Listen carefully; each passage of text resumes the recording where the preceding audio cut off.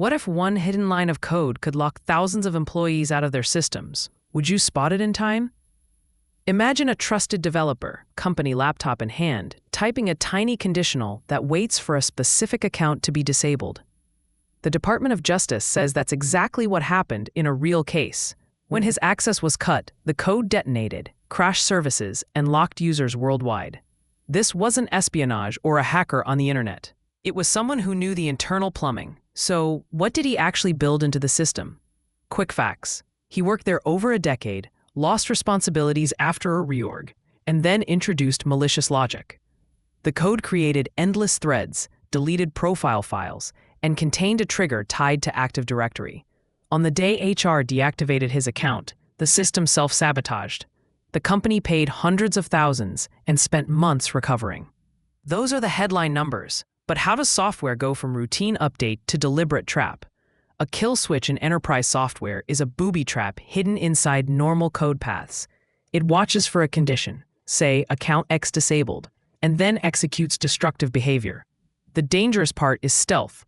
The logic can look legitimate during reviews and sit dormant through builds. Attackers exploit trust in code change workflows, which lets sabotage survive until a predictable event happens. So why would reviews miss it, and how do you make those checks meaningful? This attack used classic sabotage techniques: infinite loops that spawn threads until servers choke, deleted profile files to slow recovery, and process hiding tricks to hamper responders. Think of servers as pipes. Too many faucets open and the system floods. The attacker also researched privilege escalation and rapid file wiping. All of it depended on intimate knowledge of architecture and the offboarding process, which means the fix starts by removing that level of unilateral power. Insider incidents are rising. Studies show roughly a 14% annual increase in insider risk, and costs climb with each event. Tight budgets, reorganizations, and hybrid work raise stress and make privilege creep common. Compromised credentials and misuse of admin roles remain among the costliest breaches. The trend is simple. More churn plus more access equals more opportunity for damage. So what concrete controls actually interrupt that equation? Quick recap. A trusted developer embedded a trigger, waited for deactivation, and detonated a disruptive routine. The response cost time and money. Now move from story to playbook. Start with access control, strengthen review gates, and assume code can carry intent. I'll outline practical safeguards that engineers and leaders can implement this week. First, lock down who can do what in production. Enforce least privilege and just-in-time access. Rotate and vault admin credentials.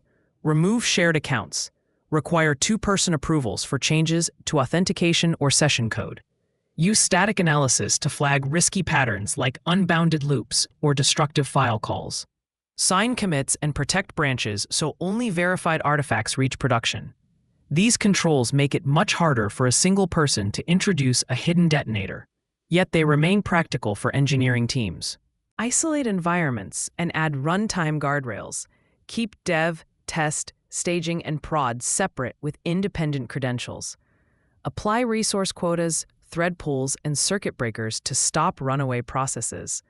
Deploy watchdogs that auto-throttle abnormal spikes.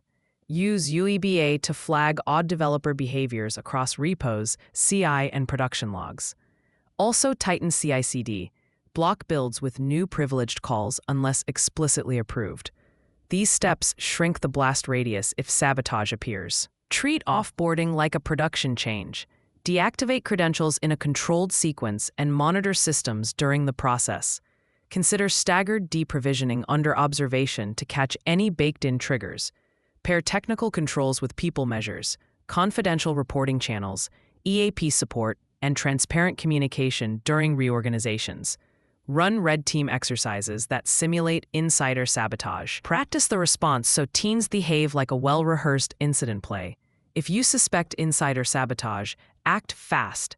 Preserve evidence, snapshot systems, secure logs, and follow legal holds. Contain without destroying clues. Throttle processes rather than environments. Bring legal, HR, and security together.